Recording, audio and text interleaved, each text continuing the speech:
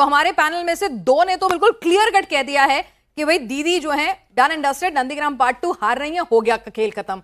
मनोज जी कह रहे हैं भाई एडवांटेज है, सीएम है, एडवांटेज है, थोड़ी पिछड़ रही है लेकिन सीएम है, फायदा भी हो सकता है, वो सेफ खेल रहे हैं। और यहाँ सज्जन जी ने भी कहा कि भाई मेरे पास अभी ऐसी कोई इंफॉर्मेशन, ऐसा डेटा नहीं है जिस पर मैं कह दूं कि ममता बनर्जी जो फिलहाल है हार रही हैं, ऐसा फिलहाल नहीं दिख रहा है। तो 50-50 हो गया, आप दोनों और आप दोनों, ठीक है। आप दोनों भी मतलब थोड़ा दिखा रहे हैं टफ फाइट, लेकिन ममता जी के लिए ये पूरी भवानीपुर की फाइट जो है इतनी आसान नहीं होने वाली है, ये तो कम से कम समझ में आ भी रहा है। एसआईआर में 58,000 वोट कटे, 58,000 नहीं 50,000 के लगभग वोट कटे हैं, और मार्जिन जो था पिछली बार जीत हार का वो 58 था। और सुवेंदु जैसा कद का शख्स अगर आपके सामने आया जिसने आपको नंदीग्राम हराया, वो पूरा का पूरा जानता है आप किस तरह से टैकल करते हैं, तो यहां पर कुछ भी हो सकता है। और कोलकाता रीजन की बात करें तो कोलकाता में यहां पर 7-4 ये हमारा मोर और लेस जो पूरा का पूरा पैनल है वो कह रहा है। सज्जन जी हालांकि इससे इत्तेफाक नहीं रख रहे हैं। सज्जन जी कह रहे हैं कि भाई अभी भी मैं कंफ्यूज हूं, क्योंकि परिवारों से जो बात की है उसमें नाराजगी ममता से है, लेकिन जो भद्र लोग, बंगाली अस्मिता है वो भारी पड़ जाती है।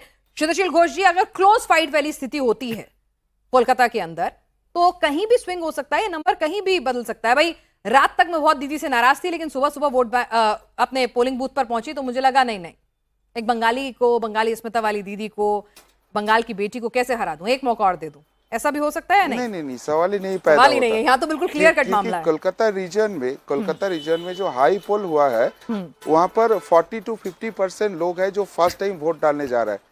इसके पहले उसका वोट चोरी होता था, तो जिस बंदे का वोट वो लास्ट 25 साल से वोट नहीं डाल पाए, वो जब फर्स्ट टाइम वोट डालेंगे किसके लिए वोट डालेंगे? जो उसका वोट चोरी कर रहा था इतने दिन उसके लिए वोट डालेंगे, या अगले बार जो पार्टी यहाँ पर पावर में आएंगे वो अपने मर्जी से वोट डालने देंगे उसके लिए वोट डालेंगे?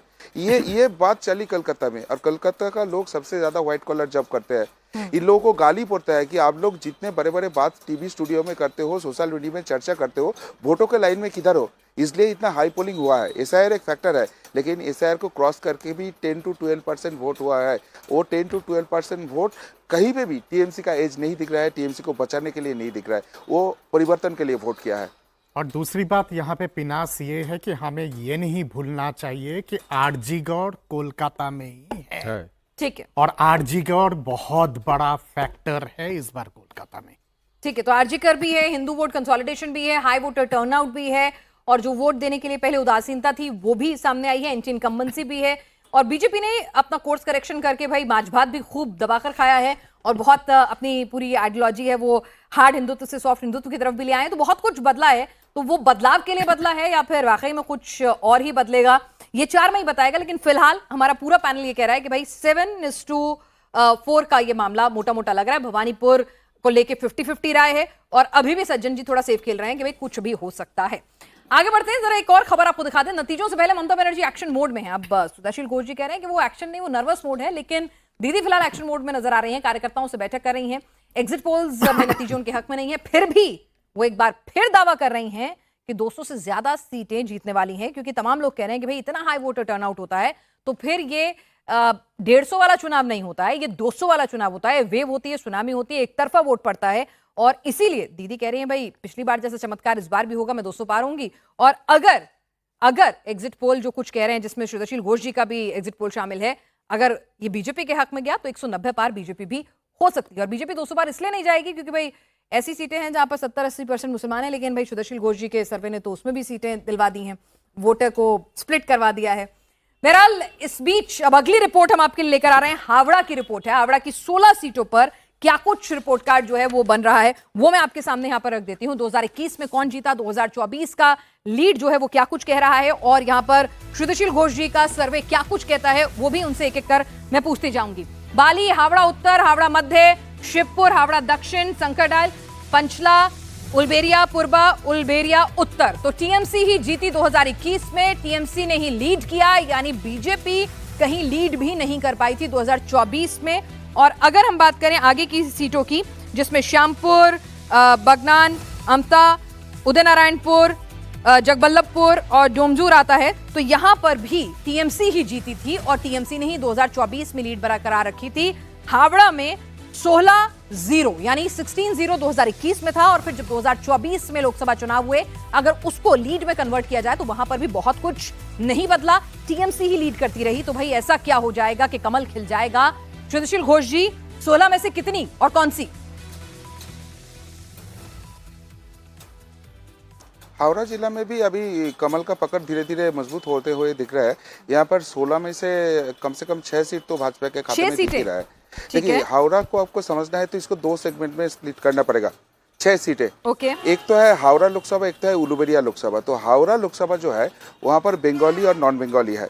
तो टीएमसी का एक चमचा है, उसका एक संगठन है जो इतने दिन ये बंगाली नॉन बंगाली के इशू को आगे लेके उसके अंदर स्प्लिट आ रहा था।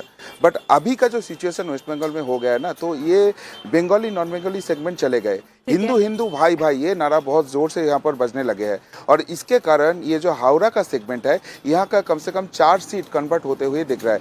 वहाँ पर बाली है, हावड़ा उत्तर है, शिवपुर है। तो ये सारे जो सीट है ना, ये यहाँ पर कन्वर्ट होते हुए दिख रहा है।